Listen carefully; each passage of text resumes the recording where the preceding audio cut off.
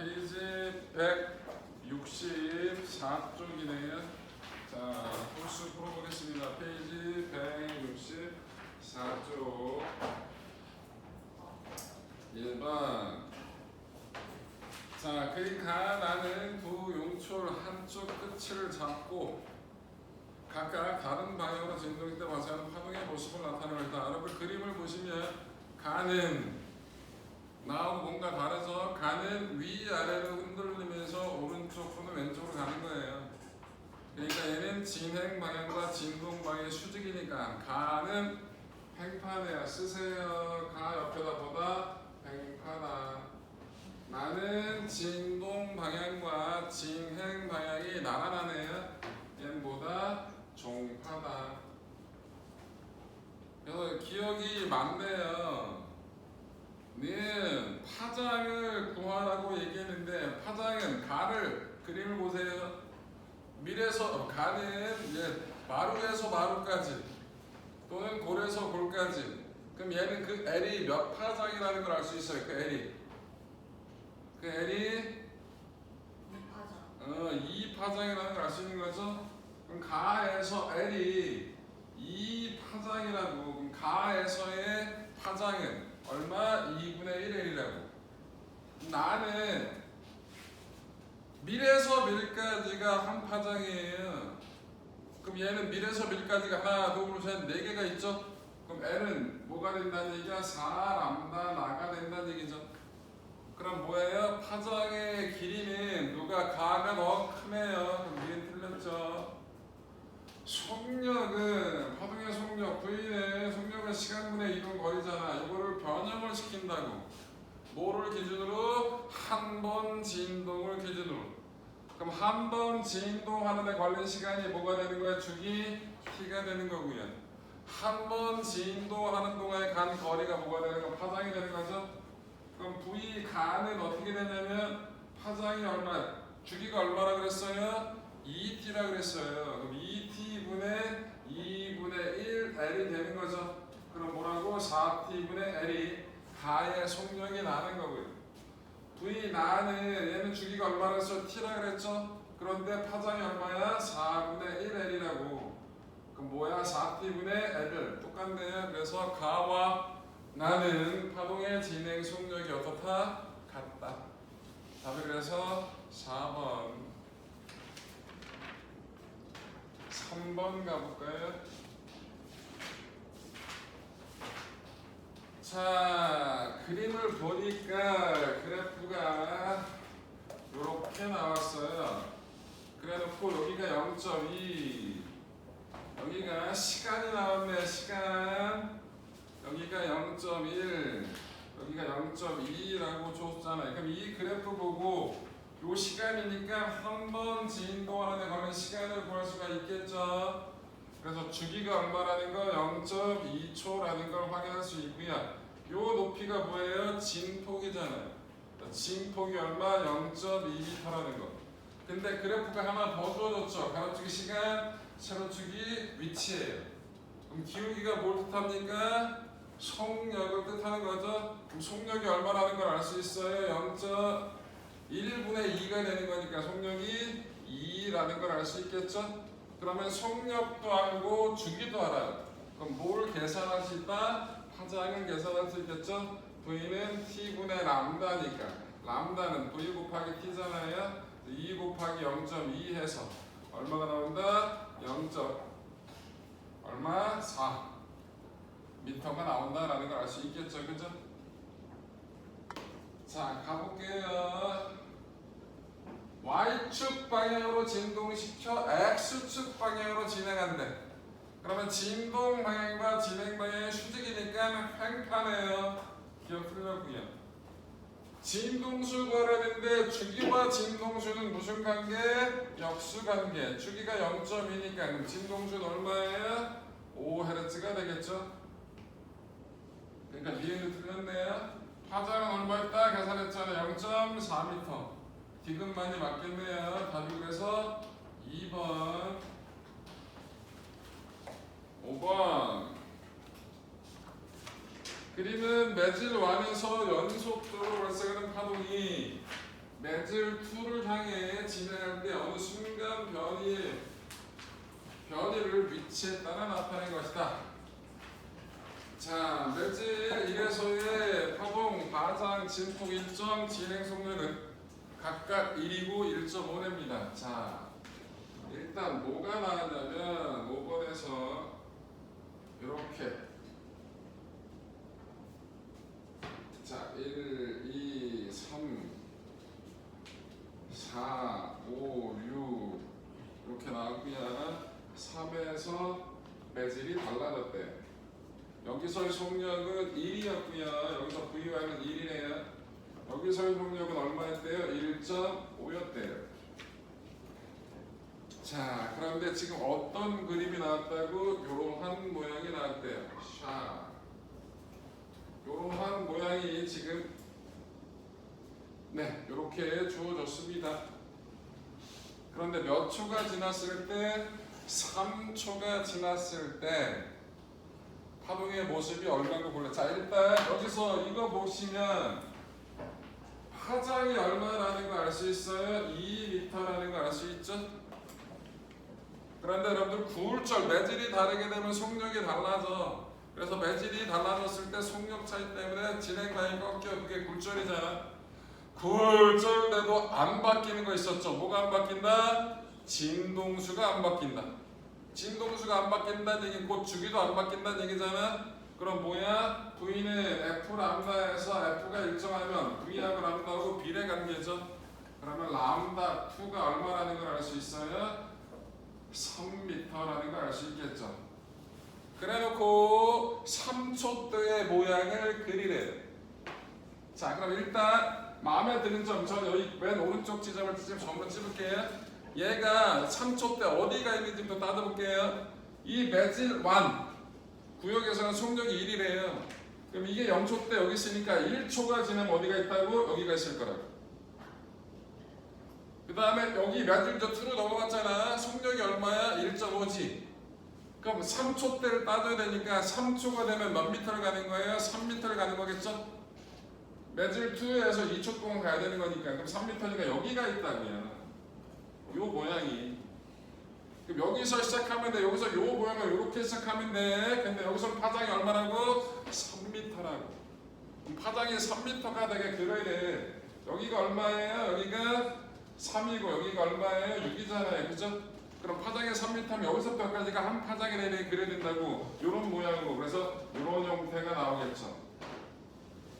맞아요? 그 다음에 여기서부터 어떻게 그려야 돼요? 파장이 2m로 그려야 돼요. 그럼 어떻게? 요렇게 가서 요렇게 요런 형태가 나오겠죠. 맞아요? 그럼 요런 형태로 나와 있는 그래프를 고르시면 되는 거예요. 몇 번이에요? 다 그렸잖아. 아우이씨. 4번. 네, 4번이 답이라고요. 이해되셨죠? 그렇게 하나씩 따져가면서 그리시면 되는 거라고요. 5번은 저렇게 간다. 7번 그림 가는 불투명한 컵 바닥에 놓인 동전이 보이지 않는 모습으로 나타내는 것이고 그림 나는 가의 컵에 물을 부었을 때 동전 끝에서 나온 빛이 눈으로 진행하는 경로를 나타내는 거다. 이때 동전은 높이 h만큼 떠 보인다. 표는 공기에 대한 물과 수돗물의 굴절률이다. 누가 굴절률이 더 커요? 물보다 수돗물이 더 크죠? 굴절률이 크다는 얘기는 그만큼 많이 꺾인다. 그만큼 많이 떠 있어 보이겠죠? 가자. 빛의 굴절 때문에 안 보이던 동전이 보이게 된다. 맞잖아. 굴절률이 더 큰 소금물은 물보다 적게 부어도 동전이 보이기 시작한다. 많이 꺾이니까 맞겠죠? 나에서 물 대신 같은 양의 수돗물 부으면 떠 보이는 높이 h는 커야지. 굴절 때문에 떠 보이는데 굴절률이 크면 그 현상이 더 강화가 될 거 아니야. 그럼 더 떠 보이겠지. 더 높아질 것 같다. 그치? 그러니까 민수는 틀렸죠. 그래서 철수 영인 4번.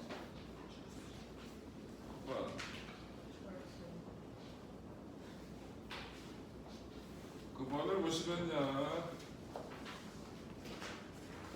여러분들 9번은 요걸 한번 보자고요. 요 그림 익숙해지셔야 돼요. 자, 여기가 공기고 얘가 프리즘, 유리라고 합시다. 빛을 쏠 거예요. 빛은 공기에서 빨라요, 유리에서 빨라요? 공기에서 빠르죠. 여러분들 속력이 빠른 쪽이 각도가 큽니다. 그거 기억하세요. 속력이 큰 게 각도가 크다고. 그리고 각도는 항상 경계면과 수직으로 세운 선도 법선과 이거는 각이라는 거. 자, 빛이 이렇게 들어갔어요. 처음에 들어갈 때 입사가 몇 도? 5도, 0도. 법선이 이거니까. 자, 그 다음에 여기서 나갈 때 여기서 다시 또 뭘 만들어야 돼? 법선을 만들어야 돼. 그럼 이게 입사각이라고. 근데 공기니까 뭐 유리보다 더 빨라야겠죠. 그럼 각이 더 커져야겠죠. 그럼 어떻게 돼? 안 꺾이면 이렇게 가는 건데 각이 커지게 가야 되니까 아래쪽으로 꺾이는 거죠. 그래서 이렇게 꺾인다. 그런데 하나 더, 빨간색보다 파란색이 더 많이 꺾인다는 거 기억하세요. 빨간보다 뭐가 더 많이 꺾인다? 파랑이. 그래서 프리즘을 통과할 때 빨주, 노초, 파랑, 보로 백사각이 쫙 나눠지면서 무지개 모양이 생기는 거라고 기억하라고. 두꺼운 쪽으로, 위에가 두꺼워요? 이 모양은 아래가 두꺼워요? 아래가 두껍죠? 그래서 두꺼운 쪽으로 꺾입니다. 그래서 렌즈는 이렇게 만든 렌즈 가운데가 두껍죠? 그럼 빛을 쏴주면 어떻게 된다고? 나란하게 쏴주면 두꺼운 쪽으로 꺾이니까 이렇게 꺾인다고요. 이렇게. 그래서 한 점의 빛을 모아요. 그래서 이게 뭐라고? 볼록 렌즈라고. 그럼 오목 렌즈는 뭐겠어? 빛을 퍼뜨리는 건 사이드가 두꺼워요. 그래서 빛을 나란하게 쏴주면 두꺼운 쪽으로 꺾이니까 어떻게? 이렇게 꺾인다고. 한 점에서 나온 것처럼 연장선을 그으면 하나의 점에서 나온 것처럼. 그래서 렌즈는 뭘 가지고 따지는 거라고? 두께 가지고 따지는 거야. 그런데 9번의 문제는 뭔가 한 번 더 비틀은 거예요. 자, 기억을 볼게요. 기억. 안에도 물이고 바깥에도 물이야. 그럼 다 물이죠. 꺾여요, 안 꺾여요? 안 꺾이죠. 그러면 그대로 직진하는 기억이 맞아요. 네, 공기고 물이에요. 그러면 이 경우랑 똑같아요. 여기 공기고 이거 유리니까. 그러면 그림, 니은의 그림은 무슨 모양? 가운데가 두꺼우니까 볼록 렌즈 모양이죠? 그럼 빛이 모이는 쪽, 두꺼운 쪽 꺾이니까 니은도 맞다고요. 디귿을 보세요. 틀려요. 안에가 물이고 바깥이 물이고 그 내부가 공기가 됐죠. 그럼 속도 차이가 뒤바뀐 거예요. 반대로 꺾여있죠. 생긴 건 볼록 렌즈지만 굴절률 차이가 우리가 알고 있는 거랑 정반대가 되니까 반대 방향으로 꺾게 될 거 아니야. 그래서 생긴 건 볼록 렌즈지만 빛을 퍼뜨리는 형태로 가야 될 거라고. 그래서 디귿도 맞다고요. 이해되죠? 네. 이거 영작교 입시에 개잘 나와요. 많이 나왔던 거고 맨날 건드린 것 중에 하나라고. 이해하시라고요. 이해. 빛의 속도가 빠른 쪽이 각도가 크다 라는 거 가지고 하나씩 하나씩 꼼꼼하게 따지면, 그리고 이 그림이 익숙하면 별 문제 없이 해결할 수 있다는 거예요. 11번. 굴절의 가장 대표적인 예인 낱말은 새가 듣고 반말은 쥐가 듣는다 라는 게 나왔네요. 일단 알아야 될 건 이 속담이 과학적으로 맞다라는 거. 자, 일단 알아야 될 게 소리 속력. 공기 중에서 소리 속력은 이런 식이 있어요. 이 식은 외울 필요는 없습니다. 저 숫자가 중요한 게 아니라 요 T가 온도에 섭씨 온도, 온도가 높아질수록 소리의 속력은 어떻게 된다? 공기 중에서 말라진다 라는 것만 기억하자고. 나지 않아. 낮에는 땅바닥 근처가 온도가 높겠죠. 지표면에 가열될 테니까. 그래서 소리의 속력이 빨라요. 위 공기는 온도가 느릴 거고요. 그래서 소리의 속력이 느릴 거라고요. 여기서 온도 분포가 균일했으면 그냥 사방으로 얘기한 소리가 쫙쫙쫙 직진해서 퍼질 거거든요. 그런데 속도 차이가 생기니까 꺾일 거라고요. 굴절이 일어날 거. 빠른 쪽으로 꺾인다, 느린 쪽으로 꺾인다. 느린 쪽으로 꺾입니다. 아래가 빠르고 위에가 느리죠. 위쪽으로 꺾인다고. 그래서 낮에라 소리가 이렇게 샥샥샥 위쪽으로 꺾이게 돼요. 평상시보다. 그래서 소리가 위쪽으로 보여. 그래서 낱말은 새가 듣는다라는 게 논리적으로 과학적으로 맞다고.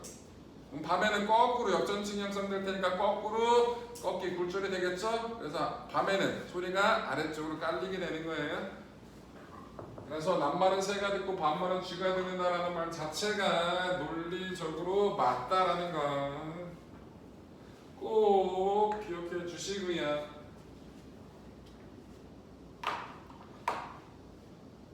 자, 그 다음에 물결파 속력은 깊을수록 빠르다. 이거 기억하셔야 돼요. 파도의 속력, 물결파의 속력은 깊이가 길을수록 더 어떻다? 빠르다. 라는 거. 그래놓고 뭐가 나와 있어요? 여기가 이렇게 육지예요. 여기가 바다예요. 파면이 이렇게 왔어요. 파면하고 진행 방향 항상 수직입니다. 뭐라고? 파면과 진행 방향은 수직이에요. 그럼 파도가 이렇게 오고 있다는 얘기예요. 자, 그런데 이 부분에 왔어요. 이 부분에. 그런데 여러분 여기는 육지하고 가깝기 때문에 수심이 얕아요. 여기는 조금 상대적으로 좀 깊겠죠. 그럼 깊은 곳이 빠르니까 얕은 곳 쪽으로 어떻게 됩니까? 진행 방향이 살짝 꺾인다 그랬죠? 그럼 여기서 진행 방향은 이렇게 올 텐데 여기서 이렇게 살짝 이렇게 꺾일 거라고요. 그런데 파면과 진행 방향은 수직이라고 얘기를 했죠? 그럼 요거 수직하게 선 하나 그어보면 어떻게 되면 수직 샥. 그럼 이 해안선하고 파면하고 항상 나란한 형태가 만들어져요. 그래서 해안선하고 나란한 형태의 파도가 밀려오는 것, 파도의 굴절 때문에 생기는 현상이라는 거 이해됐죠?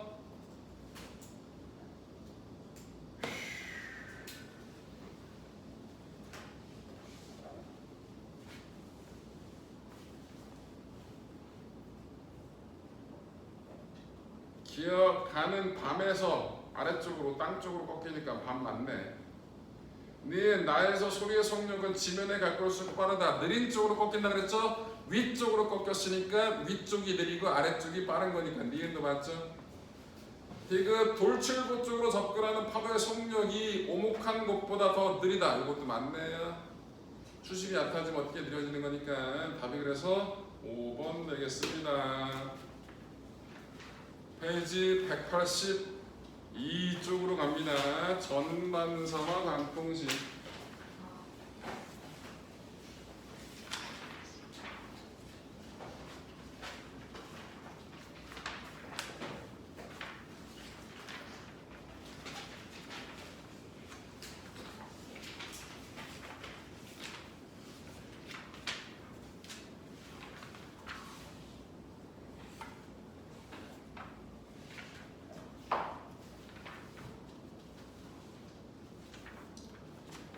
어제 한국을 빼 나머지 영재학교가 발표가 됐어요.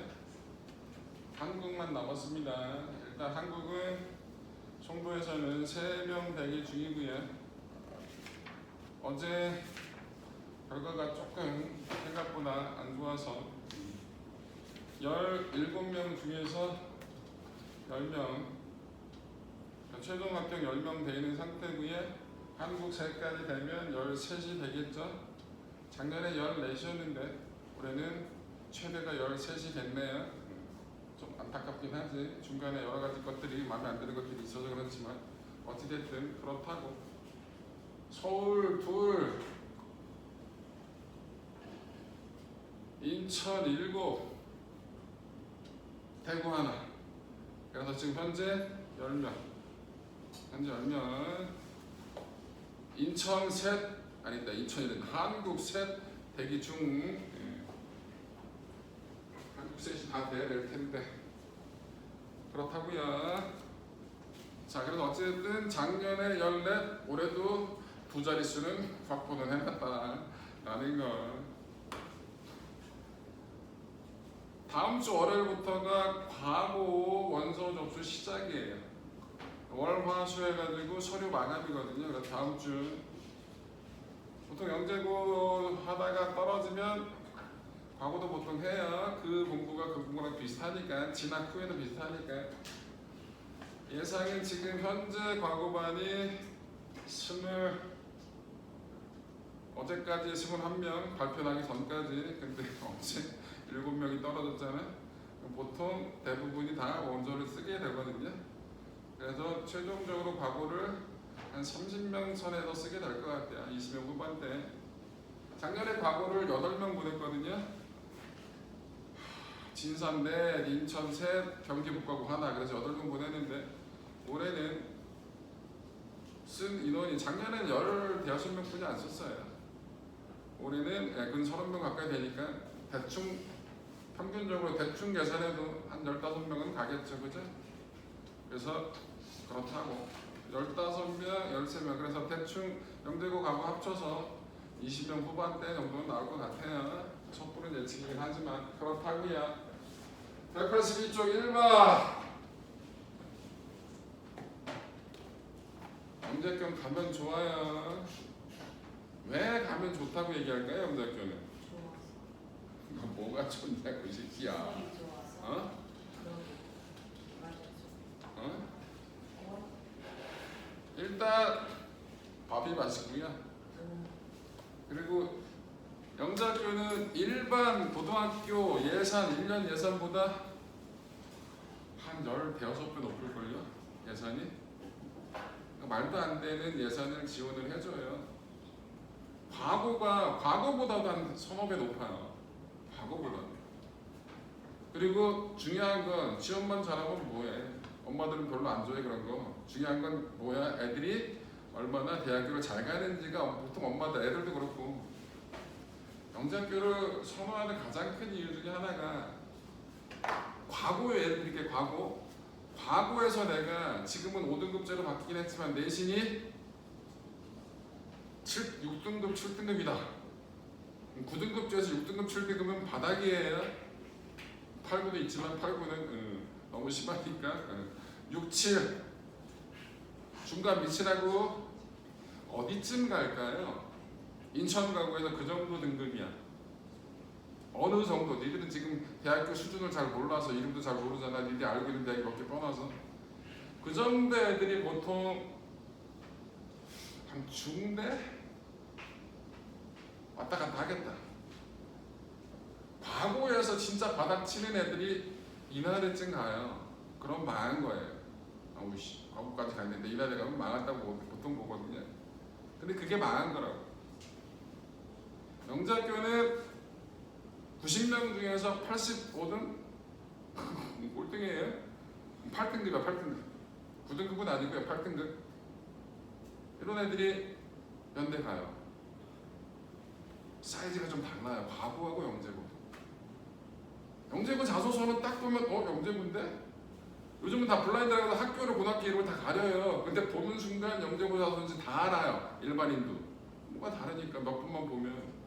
근데 과거도 조금 특별하긴 하거든요. 근데 요즘은 과학 중점 학교가 생겼잖아요. 비슷해요, 뭔가. 그래서 상대적으로 과거가 살짝 피해를 보고 과거 중점 학교가 과거인가 착각할 만한 스펙이 좋으면 거기 많은 활동을 했으면 그런 느낌이야. 그래서 기본적으로 사이즈가 달라요. 진학 사이즈가. 서울대 몇 명 보내냐에 따라서 영재학교는 상위권에 안 나와요. 왜? 전체 인원수가 100명대예요. 제일 많은 영재학교가 120명이고요. 적은 영재학교가 80명, 90명이에요. 인천영재, 예술영재 몇 명? 90명일 거예요. 서울대 몇 명 보내요? 3명? 그게 일반고면 잘 보낸 거야. 일반고는 여러분들 주변에 있는 여기 고등학교들 있잖아요. 일반고등학교 서울대 3명 보내면 우와 올해 성적 너무 좋 이룬다고. 근데 일반 고등학교는 한 300 조금 안 될 거예요. 전체 인원수가. 인천예술영재는 90명이라고요. 뭐 3분의 1뿐이 안 돼. 지금 재정 인원이 서울대 30 작년에 35명 보냈나? 1000분의 1은 서울대 가요. 스트들 있잖아, 스트들. 카이스트니, 하이스트니, 유리스트니 이런 걸 또 한 30명 가고요. 나머지 애들은 이제 아까 얘기했잖아요. 바닥 치는 애들이 연대 갔다니까. 영재학교에서 한양대 갔어. 망했네 라고 하는 거예요. 여러분 한양대 다니는 애들 보면 어째 이런 주변에서 그렇진 않잖아요. 한양대 좋은 학교에 되게. 근데 영재학교 수준에서는 그렇다고. 그래서 영재학교 가면 기본적으로 뭐가 보장이 된다? 학교, 대학교 자체에 가서 진짜 말도 안 되게 역대급으로 못하면 그렇진 않겠지만 그건 본인 하기 나름이긴 하겠지만 일반론적으로 그렇다고요. 그렇대요. 자, 164쪽 가보겠습니다. 1번. 자, 전반사 했네요. 지금 보시면 여기가 공기고요, 여기가 유리예요. 이렇게 갔는데 샥샥샥 이렇게 일부 반사했는데 굴절을 이렇게 했다고. 몇 도로? 90도로. 저때 각을 보고 뭐라 부르죠? 임계각이라 부르는 거죠. 전반사를 이기는 최소의 각. 그런데 여기 보시면 여기가 물이고 여기가 공기예요. 그런데 어떻게 됩니까? 얘는 세타 1에서 이랬고요. 얘는 세타 2, 조금 더 큰 각도인 세타 2에서 이렇게 갔다고요. 그럼 여러분들 누가 더 많이 꺾였습니까? 90도로 나간 건 둘이 똑같잖아, 공기 중에서. 그런데 얘는 세타 2일 때고 얘는 세타 1일 때. 그럼 누가 더 많이 꺾인 거야? 유리일 때가 더 많이 꺾였죠? 그럼 유리와 공기의 굴절률 차이가 더 큰 거예요. 자, 가자. 기억 가에서 세타보다 더 크게 하면 굴절 자체가 일어날 수 있다 없다? 없다. 그러면 반사만 일어나니까 그때를 보고 뭐라 그런다? 전반사라 부르죠? 기억이 맞네요. 네, 속력은 공기에서가 물속에 더 크다. 여러분들 이건 딴 거 볼 필요도 없고 각도가 크면 속력이 빠른 거라고. 그럼 공기에서 각도가 더 크니까 공기에서가 더 빠른 거죠? 니은도 맞네요. 반색광을 물에서 유리 시작. 자, 그럼 여기 굴절률을 보면 굴절률이 큰 게 느린 거라고요. 그럼 어떤 게 제일 느려요? 유리가 제일 느린 거고요. 그 다음에 물이고요. 그 다음에 공기예요. 항상 전반사는 굴절률이 큰 쪽에서 굴절률이 작은 쪽으로 와야 돼요. 그래야 각도가 커지는 거거든요. 그래서 유리에서 물, 유리에서 공기, 물에서 공기는 전반사가 일어날 수 있어요. 근데 거꾸로는 된다 안 된다? 안 된다. 물에서 유리로 가는 건 전반사 자체가 일어날 수 없다. 이것은 틀렸죠? 답이 3번. 3번. 그림은 쌍안경과 점망경에서 직각 프리즘을 이용한 빛의 경로를. 자, 뭔 얘기냐면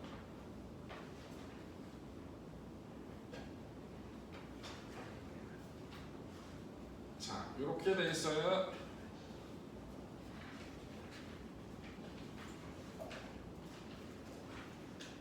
자, 빛을 이렇게 가볼게요. 자, 여기서 뭐가 일어난다? 전반사가 일어나요. 이렇게만 가요. 샤. 다시 또 여기서 뭐가 일어나요? 전반사가 일어나요. 그럼 이렇게 샤. 보낼 수 있죠? 뭐야? 이거 대신 유리 거울 써도 되잖아. 근데 이 전반사 프리즘이 거울 역할하는 건 맞거든요. 근데 거울보다 훨씬 더 뭐라 될까? 빛을 흡수하는 비율이 떨어져요. 줄어든다고. 여러분들 거울의 원리는 유리가 있고 그 뒷면에 은막, 얇은 은막을 입힌 거거든요. 거기서 빛을 튕겨내는 건데 그 얇은 은막에서 일부의 빛을 흡수를 해요. 그래서 반사가 일어날수록 조금씩 빛의 세기가 줄어들어요. 근데 얘는 그 반사, 전반사 자체에서 흡수가 일어나는 건 있다 없다? 없다. 그래서 훨씬 더 선명한 상을 볼 수가 있어, 거울보다. 그래서 거울 대신 전반사 프리즘을 쓰는 거예요. 가자.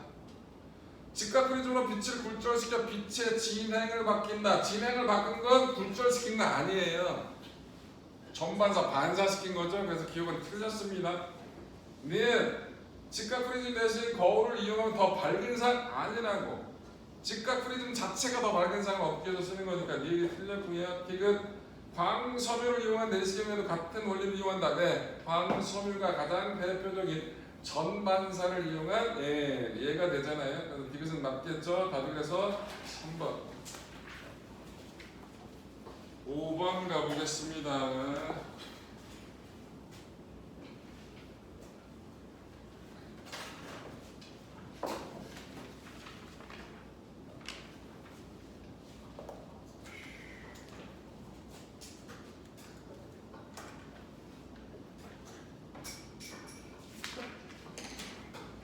자, 여기가 클레딩이고요. 가운데 있는 게 코어, 클레딩이에요. 가운데 있는 코어를 클레딩이라는 유리, 코어도 그렇고 클레딩도 그렇고 둘 다 유리예요. 가운데 있는 코어를 클레딩이 바깥에서 감싸고 있다고 보시면 되고요. 빛이 어떻게 들어갔냐면 이렇게 들어간 거예요. 이렇게 들어가서 이렇게 간 거거든요. 한번 꺾자. 자, 저렇게 간 거예요. 그래서 여기서 이렇게 다시 가는 거예요. 여기서 뭐가 일어나는 거다? 전반사가 일어나는 거예요. 그럼 누구의 굴절률이 커야 돼? 전반사는 굴절률이 큰 쪽에서 굴절률이 작은 쪽으로 갈 때 이루어진다고 그랬잖아. 코어의 굴절률이 클레딩의 굴절률보다 커야지 된다고. 자, 기억 속력은 코어에서가 작다. 굴절률이 큰 게 속력이 느린 거잖아요. 그죠? 그러니까 기억이 맞겠네요. 네, N1을 크게 하면 자, 얘가 N1이고 얘가 N2네요. 자, N1이 N2보다 큰 거예요. 근데 N1이 커졌어요. 그러면 굴절률 차이가 커진 거예요? 작아진 거예요?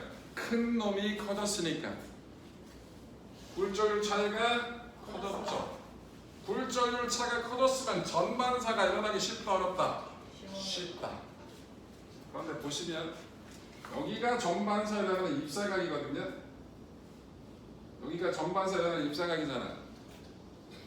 요게 얘의 입사각이고 이게 굴절각인데 여러분들 보시면 전 굴절률 차이가 커지면 전반사가 일어나기 쉽다. 전반사가 일어나기 쉽다는 얘기는 임계각의 크기가 커졌다 작아졌다? 작아졌다. 그럼 요 각도가 작아져도 된다는 거예요. 그럼 이 각을 어떻게 됩니까? 크게 하면 요 각도 따라서 커지거든요. 요 각이 커지면 얘는 작아지는 거죠. 그러면 어떻게 됩니까? 전반사가 일어나기 쉬우면 요 각도를 좀 더 크게 해도 전반사가 일어난다는 얘기잖아. 그래서 니은이 맞다는 얘기라는 거야. 이 자체가 입사각이 아니라 여기서 굴절이 되고 요 굴절된 놈이고 여기서 입사각 두 개 합한 게 직각이라서 여기서 한번 비트는 거야. 한번 뒤바뀌는 거라고. 그래서 이 문제가 그지 같아요. 근데 요즘 맨날 이 때문에. 자, 그래서 니은이 맞고요. 디귿 N2를 작게 하면 똑같은 문제죠.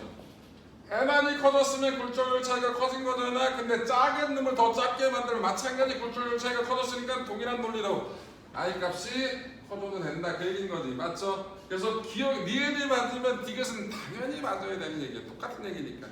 답이 그래서 5번 7번 방통신 기술적인 얘기라서 날릴게요. 안 할게요. 자, 뒤로 넘어갑니다. 196쪽으로 갈게요. 전자기파 스펙트럼. 여기는 문제가 4문제뿐이 없네요. 뭐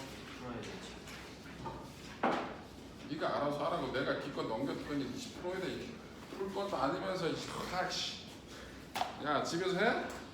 아우 씨, 안 하잖아. 하는 척 아우 씨.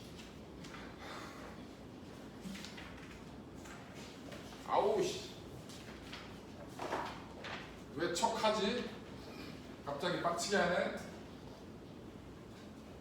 수업 좀 좀 열심히 들어 공부 좀 하고 복습 좀 하고 힘들겠지만 알겠어?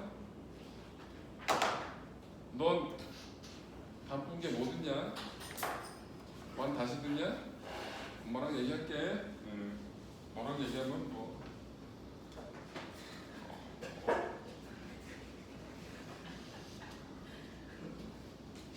아우씨 올해 이번 분기 1학년은 뭔가 이상해. 새끼들이 초등학교 1학년이냐?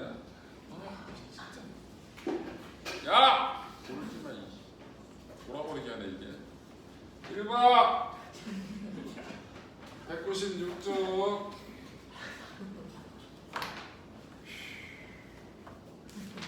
그림은 어느 순간 진공 중에서 진행하는 전자기파 전기장과 자기장을 나타내는 거다. 진행 방향이 플러스 Z 방향이래서 보자. 여러분 요 네 손가락으로 전기장의 진행 방향을 잡고 자기장 쪽으로 이렇게 감아. 오른손 가지고. 그럼 엄지 손가락이 전자기파의 진행 방향이에요. 다시 요 네 손가락 가지고 전기장의 방향을 먼저 잡고 자기장 방향 쪽으로 살짝 감아줘요. 그랬을 때 엄지손가락이 가리키는 게 전자기파 진행 방향이라는 거예요. 근데 지금 전자기파 진행 방향이 플러스 했으니까 오른쪽을 가리켜야지 엄지가. 그러면 기억이 전기장 방향인 거고요. 니은이 자기장 방향이라는 걸 알 수 있어요.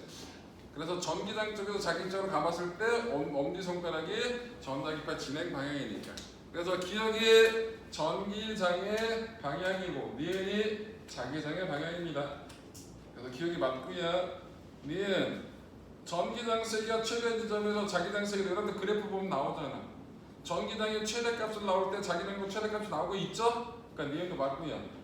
디귿 원형 도선에는 자기장이 변하고 있잖아요. 그럼 자기장의 변화가 그 도선에 나타나기 때문에 원형 도선은 당연히 뭐가 유도 전류가 흐르겠죠? 이게 여러분들 이 유도 전류가 흐르는 걸 이용해서 우리가 전파를 잡아내는 거예요. TV, 라디오, 무선으로 날려주면 우리가 그거 잡아내서 하잖아, 그치? 이걸 이용해서 하는 거라고. 답이 그래서 5번 3번 가보겠습니다. 여러가지 전자기파 나왔는데 자 전자기파 나온 김에 순서 기억합시다. 에너지가 많은 것부터 일단 뭐 감마선, 그 다음에 뭐 X선, 그 다음에 자외선, 그 다음에 가시광선, 그 다음에 적외선, 그 다음에 마이크로파. 그 밑에 여러가지 무선 통신에 사용되는 거 라디오파, TV파 등등등 합쳐서 그냥 라디오파라고 부르는데 무선 통신에 사용되는 거 라디오파 요 순위에 순서대로 기억하세요. 이 위쪽으로 갈수록 뭐가 많은 거다? 에너지가 많은 거예요. 에너지가 많은 게 진동수가 큰 거고 진동수인 게 파장이 짧은 거라는 거 다 똑같은 말이야. 기억해야 돼.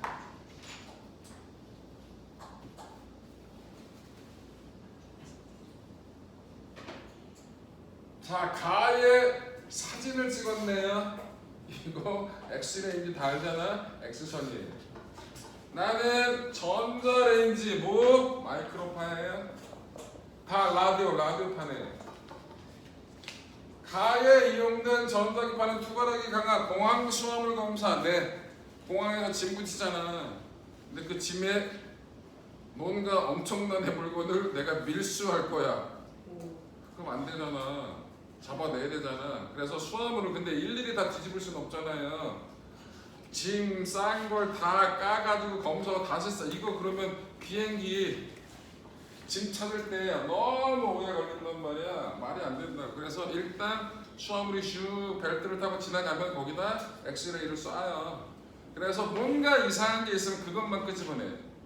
걔만 끄집어내서 따로 뜯어요. 그래서 공항 찾을 때 뭔가 내 집이 안 나와. 그럼 따로 방송이 나와요. 뭔가 검사를 하고 있다는 얘기가 미심쩍은 게 있어서. 그래서 보통 걸리고 안 걸리고 등등등. 그러니까 최대한 안 걸리게 어디 속에다가 엑스레이를 투과를 보시거나 집어넣고 비슷한 거 집어넣고 최대한 그런 짓을 하면서 하잖아요. 밀수를 하실 때. 자, 옛날에 다이아몬드 사람은 웬만하면 사람한테 검사해야 되니까 엑스레이 좀 찍겠습니다 이럴 수는 없어요. 나 임신해서 임산부한테 엑스레이 찍으면 어떻게 돼요? 예, 기형가 생기 돌연변이 생기면 여기 커지거든요. 그래서 이렇게 사람이 싫은데 엑스레이 쫙 이럴 수는 없어. 그거 알고 다이아몬드 뒤지게 비싸잖아. 먹어. 소화가 안 돼. 뭘로 나와? 똥으로 나온단 말이야. 먹고 화장실에 가서 응가하고 해집어가지고 이런 짓거리를 많이 했다고 하더라고. 근데 요즘은 그것도 워낙 많이 알려져서 그것도 다 잡아낸다 하더라고.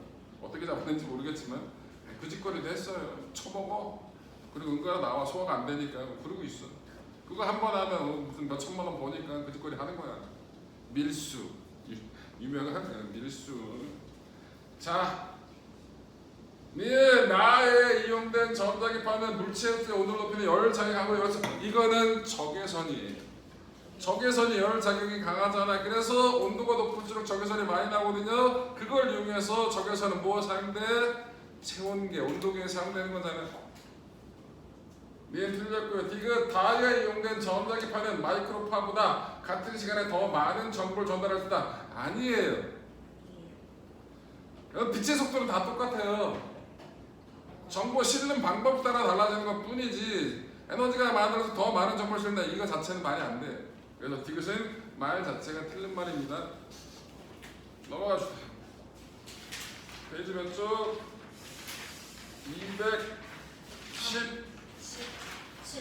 214쪽 화동의 간섭이 나오네. 여기까지 하면 화동에 대한 얘기 다 끝난 거고요. 광전 효과만 아는 겁니다. 광전 효과.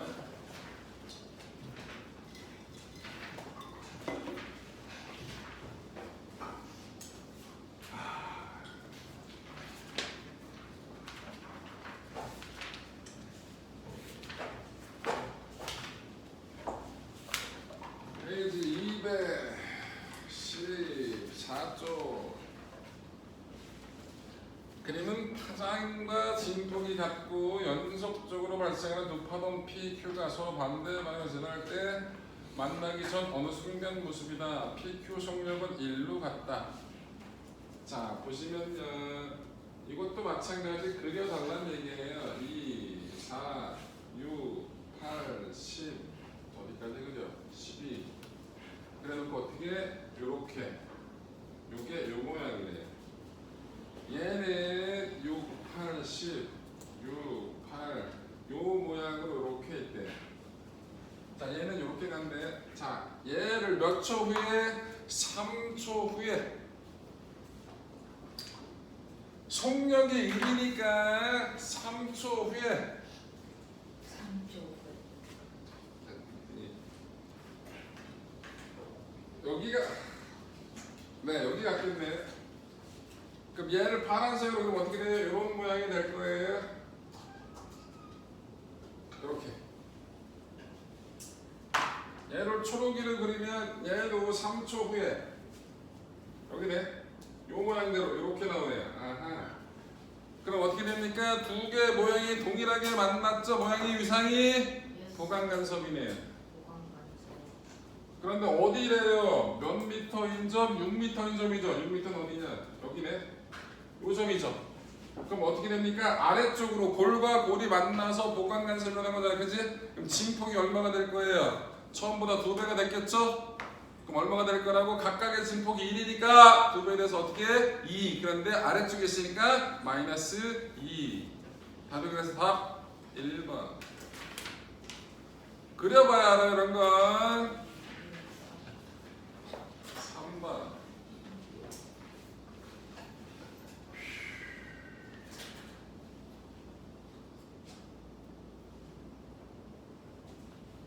여기가 A가 있고요. 스피커 A, 여기가 스피커 B가 있는데 둘 사이 거리가 1.5m래요.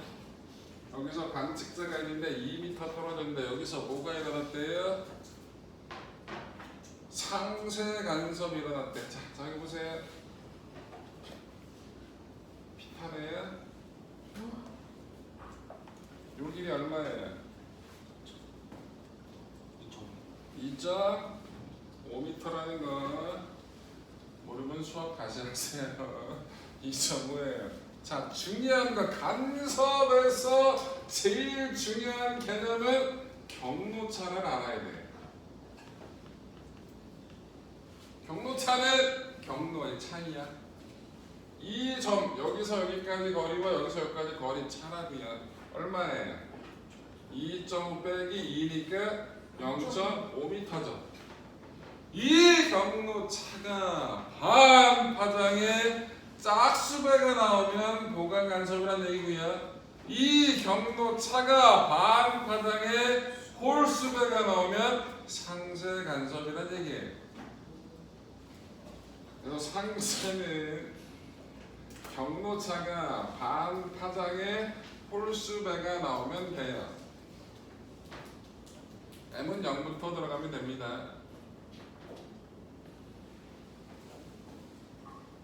그런데 파장이 가장 긴 거 구하라고 하니까 M이 제일 작은 거 집어넣어달라는 얘기예요. 경로차 0.5예요. 2분의 1 람다 곱하기 어떻게 M에다 0 집어넣으라고. 그러면 0 플러스 1이 되죠. 그럼 람다는 얼마가 나와요? 1m. 그래서 저 지점에서 상쇄 간섭이 일어날 수 있는 제일 긴 파장의 길이는 1m짜리가 된다. 그 얘기입니다. 물완에서는 이 경로차를 따지는 문제가 되게 잘 나오진 않아요. 그냥 개념적이고 간섭이 뭐냐라는 정도만 따지니까. 그런데 간섭에서 제일 중요한 개념은 경로차가 뭔지, 그 경로차가 반파장에 짝수배가 됐을 때 동일한 모양으로 만난다라는 게 자연스러우면 간섭은 끝이에요. 별로 안 힘들어요. 너는 산비 끝이 될래? 오늘 안 오늘 되시. 수업 마지막. 뭐? 오늘 수업 마지막. 그러니까 수업도 마지막이고 네 삶도 마지막이 되고 싶냐고 새끼야. 오빠. 그런데 새끼가 어려서 위협도 안 느껴져. 와 죽여버릴까. 아 말기가 통해야 말을 하지. 너는 왜 물을 먹냐? 몰라. 아씨 죽겠다.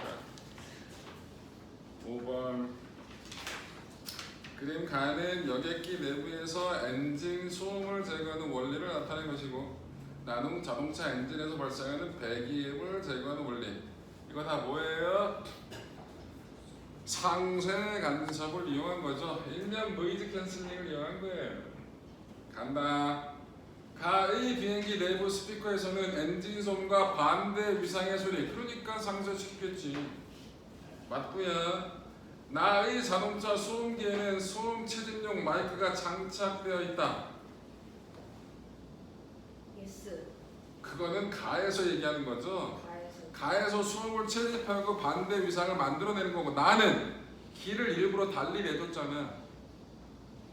거기서 길이 두 갈래가 있잖아요. 그냥 오는 게 있고 그냥 오는 게 있고 L1과 L2 차이가 반파장이 되게 만들어놨지. 그럼 얘는 요 경로에 의해서 반파장의 소음이 서로 만나서 서로 상쇄가 되게끔 하는 거야. 그래서 니은은 틀렸죠.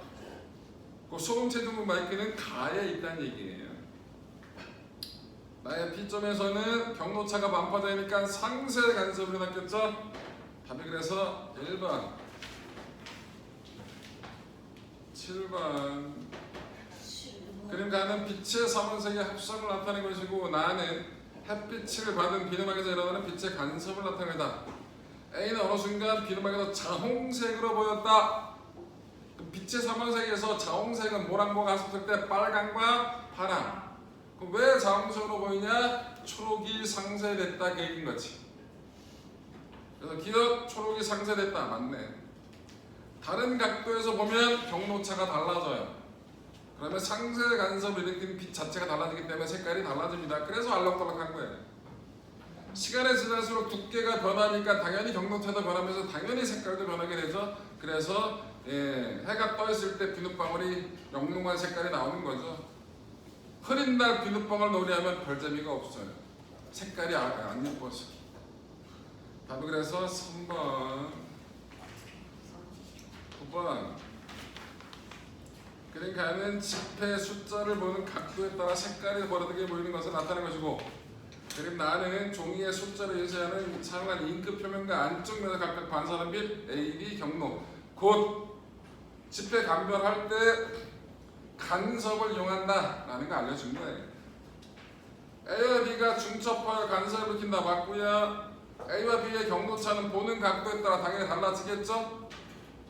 A와 B의 경로차에 따라 숫자 색깔도 당연히 어떻게 될까? 경로차가 달라지니까 간섭을 일으킨 색깔이 달라질 테니까 달라 보이겠죠. 답이 그래서 5번. 끝. 고생하셨습니다. 예.